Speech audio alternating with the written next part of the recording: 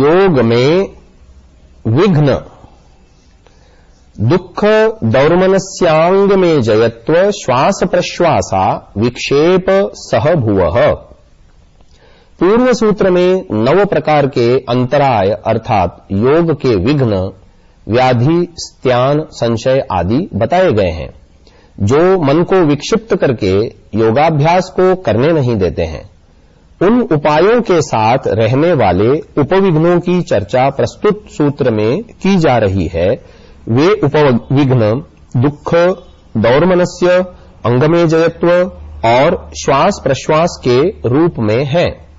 दुख, पहला उपविघ्न दुख है। संसार में मनुष्य का प्रादुर्भाव जब से हुआ है तब से दुख मनुष्य का पीछा करता हुआ आ रहा है।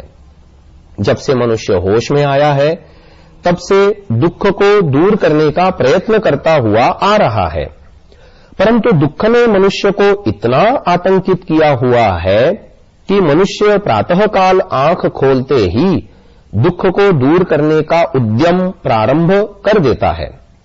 मनुष्य जैसे जैसे किसी दुख को दूर करता जाता है वैसे वैसे अन्य दुख अपना पांव पसारता हुआ फैल जाता है।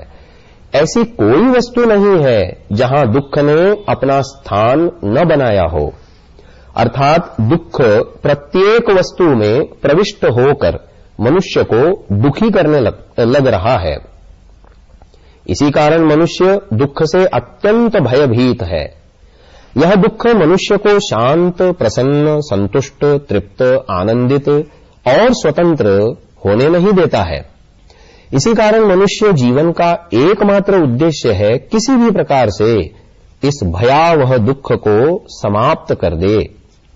संसार में कोई भी ऐसा मनुष्य नहीं है जिसने दुख का अनुभव नहीं किया हो, अर्थात दुख की प्रत्यक्ष अनुभूति सभी को है। सभी ने दुख को झेला है, सभी मनुष्य दुखी हुए हैं। फिर भी यदि कोई प्रश्न करे कि दुख किसे कहते हैं, दुख होता क्या है, दुख को कैसे समझें, दुख को कैसे परिभाषित किया जाए, तो इन प्रश्नों का उत्तर महर्षि वेदव्यास जी ने संक्षेप में बहुत ही सुंदर शब्दों में दिया है। वे लिखते हैं, येनाभिहताः प्राणिनस् तदुपघाताय प्रयतन्ते तद्दुःखम्, अर्थात जिससे पीड़ित होकर मनुष्य उसके नाश के लिए प्रयत्न करते हैं उसे दुख कहते हैं। उदाहरण के लिए भूख और प्यास से मनुष्य बेचैन होते हैं, पीड़ित होते हैं। इसी कारण भूख और प्यास को दूर करने के लिए प्रयत्न करते हैं, अर्थात भोजन और पानी का सेवन करते हैं। इससे भूख और प्यास मिट जाते हैं। भूख और प्यास दुख हैं जो मनुष्य को दुखी करते हैं, इसीलिए मनुष्य उनको शीघ्र ही मिटा देता है। वस्तुओं के अभाव से भी मनुष्यों को दुख होता है। इस कारण मनुष्य उनके अभाव को दूर करने के लिए सतत प्रयत्नशील रहता है। वस्त्र, मकान, पैसा, भूमि, नौकरी व आने जाने के साधन आदि के अभाव से भी मनुष्य दुखी रहता है, उनके अभाव को दूर करने में लगा रहता है। गंध, रस, रूप, स्पर्श और शब्दों के अभाव से भी बहुत सा दुख होता है। उस अभाव को भी दूर करने के लिए मनुष्य दिन रात प्रयत्न करता है। इसी प्रकार मनुष्य दुखों को दूर करते करते अपनी जीवन नैया को ही डुबो लेता है, अर्थात दुखों को पूर्ण रूप से दूर किए बिना ही चल बसता है, फिर जन्म लेता है, फिर दुखों को दूर करते करते फिर मृत्यु को प्राप्त होता है। यह श्रृंखला अनवरत निरंतर चलती रहती है, परंतु वह इस श्रृंखला से ऊपर उठकर दुख को रोक नहीं पाता है। दुखों की श्रृंखला को रोकने का एकमात्र उपाय है योगाभ्यास। योग से ही मनुष्य सुखी, तृप्त, संतुष्ट, निर्भीक और स्वतंत्र हो सकता है। अथाह दिखने वाले दुखों को महर्षि कपिल मुनि जी ने 3 श्रेणियों में रखा है, जिसे त्रिविध दुख कहते हैं। उन्हीं त्रिविध दुखों की चर्चा करते हुए योग में महर्षि वेदव्यास जी ने लिखा है, दुःखमाध्यात्मिकमाधिभौतिकमाधिदैविकं च। अर्थात दुख 3 प्रकार के हैं। पहला आध्यात्मिक दुख, दूसरा आधिभौतिक दुख व तीसरा आधिदैविक दुख। मनुष्य को मिलने वाले समस्त दुख इन्हीं 3 श्रेणियों में आते हैं। अर्थात कोई भी दुख ऐसा नहीं है जो इन तीनों में से किसी में नहीं आता हो। आध्यात्मिक दुख, मनुष्य अपने आप को दुख देता है, इसे आध्यात्मिक दुख कहते हैं। यह कैसे हो सकता है कि जो मनुष्य दुख कभी नहीं चाहता हो और दिन रात एक करके दुखों को दूर करने का प्रयास करता हो, जिसका लक्ष्य ही दुखी न होना हो, वह भला अपने आप को कैसे दुख दे सकता है? यह बात सत्य है कि कोई भी मनुष्य अपने आप को दुख देना नहीं चाहता, परंतु न चाहते हुए भी अपने आप को दुख देता रहता है। और यह भी सत्य है कि जितना दुख स्वयं को देता है, उतना दुख उसे और कोई नहीं दे पाता है। यह बात स्पष्ट हो जानी चाहिए कि मनुष्य स्वयं को कैसे दुख देता है। मनुष्य इसलिए स्वयं को दुख देता है क्योंकि वह अविद्या, अस्मिता, राग, द्वेष और अभिनिवेश नामक घोर मूर्खता में आकंठ डूबा रहता है। मनुष्य को यह विवेक नहीं रहता है कि क्या खाना और क्या नहीं खाना। गलत खाकर, अभक्ष्य खाकर, विपरीत खाकर, बिना समय खाकर, बिना भूख के खाकर शरीर को रोगी बना देता है। समय पर न सोकर, समय पर न उठकर भी शरीर रोगी हो जाता है। व्यायाम न करके बकरी की तरह चबर चबर बार बार खाकर भी शरीर को रोगग्रस्त बना लिया जाता है। मन को स्वच्छंदता से चलाकर मन को रोगग्रस्त बना लेता है। बुद्धि का दुरुपयोग करके बुद्धि को कुंठित बना लेता है। इन सबके पीछे अविवेक ही कारण बनता है, जिससे मनुष्य अत्यंत दुख उठाता रहता है। मनुष्य यह नहीं जान पाता है कि ये अविद्या, अस्मिता, राग, द्वेष और अभिनिवेश मुझे दुख देने वाले हैं। इसी कारण मनुष्य राग द्वेष में इतना लिप्त रहता है कि उसे और कोई उचित बात समझ में नहीं आती है। अन्य व्यक्ति के समझाने पर भी उसे समझ में नहीं आता। इस आध्यात्मिक दुख से छूटने का उपाय केवल योगाभ्यास ही है। इसीलिए मनुष्य को चाहिए कि योग की शरण में आवे। आधि भौतिक दुख, मनुष्य को अन्य मनुष्यों एवं मनुष्येतर योनियों यथा पशु, पक्षी, सर्प, बिच्छू, मच्छर आदि से मिलने वाले दुख को आधि भौतिक दुख कहते हैं। दूसरे मनुष्यों से हमें 2 प्रकार से दुख मिल सकता है। एक प्रकार वह है जिसमें हम अपनी मूर्खता से अन्यों से समुचित व्यवहार करते हैं, समुचित व्यवहार नहीं करते हैं, जिससे अन्य लोग हमें दुख देते रहते हैं। दूसरा प्रकार यह है जिसमें हमारे द्वारा विवेक से समुचित व्यवहार किए जाने पर भी अन्य लोग अपनी मूर्खता से ग्रस्त होकर हमें दुख देते रहते हैं। क्योंकि कर्म करने में व्यक्ति स्वतंत्र है, हमें सुख भी दे सकते हैं और दुख भी दे सकते हैं। उन्हें हम पूर्णतः रोक नहीं सकते। वे लोग हमें दुख इसलिए देते हैं कि हमारा समुचित व्यवहार उनके स्वार्थ को रोकता है। अपने स्वार्थ को पूरा न होते देख वे हमें दुख देते रहते हैं। ऐसे शत्रुओं को हम सर्वथा रोक नहीं सकते। यह अन्य मनुष्यों से प्राप्त होने वाला आधि भौतिक दुख है। इसी प्रकार शेर, बाघ, चीता, हाथी, सर्प, बिच्छू आदि से हमें दुख मिल सकता है या मिलता रहता है। इसमें हम अपनी मूर्खता से भी उनसे दुखी होते रहते हैं, क्योंकि अपने विवेक से समुचित प्रबंध न करने के कारण हमें दुख उठाना पड़ता है। किसी कारण हम विवेक का प्रयोग करके प्रबंध कर भी लेते हैं, तो उसकी भी एक सीमा होती है। सर्वथा बचना अत्यंत कठिन है, परंतु असंभव भी नहीं है। आधि दैविक दुख पृथ्वी, जल, अग्नि व वायु आदि देवों के प्रकोप से तथा मन एवं इंद्रियों की अशांति से मिलने वाले दुख को आधि दैविक दुख कहते हैं। भूकंप से, अतिवृष्टि से, अनावृष्टि से, अति शीत से, अति उष्णता से, आंधी से, तूफान से, अकाल से मानव को बहुत सा दुख मिलता रहता है। यह दुख प्राकृतिक विपदाओं से मिल रहा है, इसलिए इसे आधिदैविक दुख कहा गया है। इस दुख को हम एक सीमा तक ही रोक पाते हैं, सर्वथा रोक सकना असंभव है। मन और इंद्रियों को भी देव कहते हैं। अपनी मूर्खता से हम अपने मन और इंद्रियों को अशांत करते रहते हैं, इससे दुख मिलता है।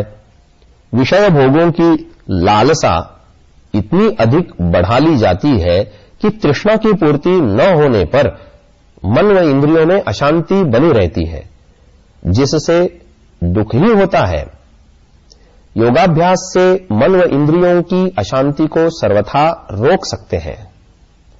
योगाभ्यास के द्वारा मुक्ति को जब तक प्राप्त नहीं करेंगे, तब तक इन तीनों प्रकार के दुखों से सर्वथा छूटना असंभव है।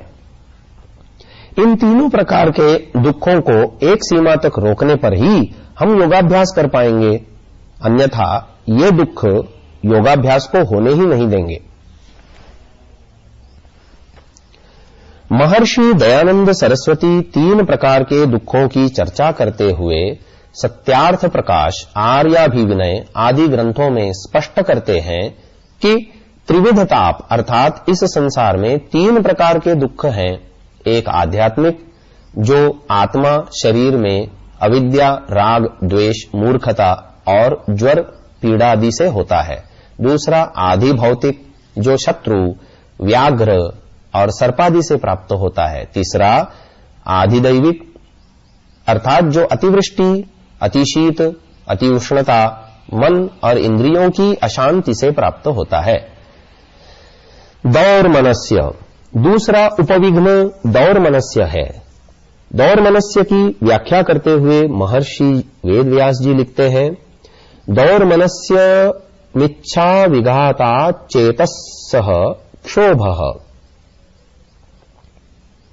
अर्थात अपनी इच्छा के पूर्ण न होने से मन का क्षुब्ध होना या मन का उद्विग्न होना दौर्मनस्य कहलाता है। मन में अनगिनत इच्छाएं होती हैं।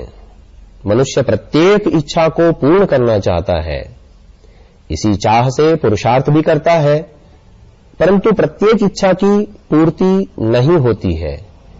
जब इच्छा की पूर्ति नहीं होती है तो मन में क्षोभ उत्पन्न हो जाता है। मन की इतनी अधिक क्षुब्धता होती है कि उसे कुछ भी प्रतीत नहीं होता, अर्थात उस उद्विग्नता में मनुष्य क्या उल्टा सीधा कर बैठता है यह उसे भी पता नहीं रहता। मन की क्षुब्धता में योग में अत्यधिक बाधक इसलिए है कि संपूर्ण योगाभ्यास ही मन के आश्रय से संपन्न होता है और वही मन क्षुब्ध है। ऐसी परिस्थिति में एकाग्रता नहीं बन पाती और बिना एकाग्रता के योगाभ्यास नहीं हो सकता। इसलिए योगाभ्यासी को अपेक्षाएं नहीं रखनी चाहिए, क्योंकि अपेक्षा की पूर्ति सदा नहीं होगी। हां, अपेक्षा के बिना ही अपने कर्तव्यों का पालन करते जाना चाहिए। यदि उसका परिणाम अनुकूल आता है तो प्रसन्न न हो और प्रतिकूल परिणाम आने पर क्षुब्ध न हो, तभी योगाभ्यास अनवरत चल सकता है, अन्यथा दौर्मनस्य योगाभ्यास को होने नहीं देगा। प्रत्येक योगाभ्यासी को चाहिए कि वह अपनी योग्यता, सामर्थ्य, शक्ति व उपलब्ध साधनों के अनुरूप ही इच्छाएं करे, और यदि उस इच्छा की पूर्ति नहीं होती तो अपेक्षा को रोक ले, क्योंकि इच्छा की पूर्ति न होने में अनेकों कारण होते हैं और उन सभी कारणों का निराकरण या समाधान अपने हाथ में नहीं होता। ऐसा मानकर मन को क्षुब्ध होने से रोके, इसी में योगाभ्यासी की भलाई है। अंगमेजयत्व। तीसरा उपविघ्न योग में अंगमेजयत्व है। अंगमेजयत्व की व्याख्या में महर्षि जी लिखते हैं, यद अंगान एजयति कंपयति तदंगमेजयत्वम। अर्थात जो शरीर के अंगों में कंपन उत्पन्न करता है उसे अंगमेजयत्व कहते हैं। शरीर के अंगों में कंपन या हिलना डुलनापन हो तो शरीर स्थिर नहीं रह पाएगा। बिना शरीर की स्थिरता के मन भी स्थिर अर्थात एकाग्र नहीं हो पाएगा। ध्यान के काल में शरीर को बिना हिले डुले स्थिर करके बिठाना पड़ता है, जिससे सरलता से मन को एकाग्र कर सकें। यदि शरीर हिलने डुलने लगेगा तो मन को भी उन हिलने डुलने वाले अंगों में लगाना पड़ेगा। बिना मन के लगे शरीर के अंग हिल डुल नहीं सकते, इसलिए मन को ईश्वर में लगाने के लिए हिलना डुलना बंद करना पड़ता है। ईश्वर में श्रद्धा, रुचि, आकर्षण न होने पर मनुष्य हिलता डुलता है अथवा वात रोग के कारण भी शरीर में कंपन होता है। चाहे किसी भी प्रकार का कंपन हो, उसे रोकना ही श्रेयस्कर है, अन्यथा वह योगाभ्यास में बाधा उपस्थित करेगा। श्वास प्रश्वास की न्यूनता। चौथा उपविघ्न श्वास प्रश्वास की न्यूनता है। श्वास प्रश्वास की व्याख्या करते हुए महर्षि वेदव्यास जी लिखते हैं, प्राणो यद बाह्यम वायुमाचामति सश्वासः। अर्थात जो प्राण बाह्य वायु को अंदर लेना है वह श्वास कहलाता है। यत् कौष्ठ्यम वायुम निःसारयति स प्रश्वासः। अर्थात जो उरह स्थल में स्थित वायु को बाहर निकालना है वह प्रश्वास है। श्वास प्रश्वास की गति समुचित रूप में चल रही हो तो कोई बाधा नहीं आती है, परंतु मनुष्य प्रायः खान पान को अनुचित रूप में प्रयोग करता है और अनुचित दिनचर्या में रहता है, साथ में व्यायाम नहीं करता है, मानसिक रूप से भी नाना प्रकार की चिंताओं से ग्रस्त रहता है, जिसके परिणाम से नाड़ी तंत्र अव्यवस्थित हो जाता है। नाड़ी तंत्र के रोगग्रस्त होने से अन्य तंत्र भी रोगग्रस्त होते हैं। अन्य तंत्रों में श्वसन तंत्र भी आ जाता है, जिससे श्वसन तंत्र रोगग्रस्त होता है। श्वसन तंत्र रोगग्रस्त होने पर श्वास प्रश्वास की गति अनियमित हो जाती है, जिससे श्वसन तंत्र के नाना प्रकार के यानी सर्दी जुकाम, नजला, एलर्जी, दमा व यक्ष्मा आदि रोग हो सकते हैं, जिससे योगाभ्यासी श्वास प्रश्वास समुचित रूप में नहीं ले पाता है। श्वास प्रश्वास को समुचित रूप से न लेने पर शरीर में प्राण तत्व यानी ऊर्जा सर्वत्र न पहुंचने के कारण अन्य रोग भी हो जाते हैं और इसी से योगाभ्यास अवरुद्ध हो जाता है।